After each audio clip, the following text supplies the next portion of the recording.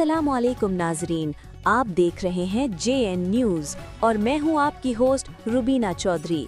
सबसे पहले नजर डालते हैं आज की अहम खबरों पर।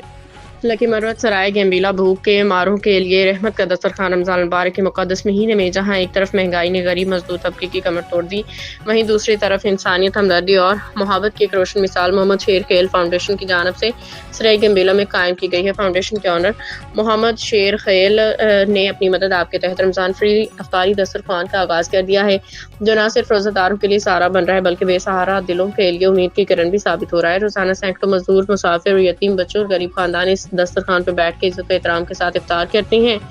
मोहम्मद शेर खेल ने इस मौके पर कहा कि रमज़ान हमें सिर्फ भूखे रहने नहीं बल्कि भूखों को खिलाने का दर्द भी देता है।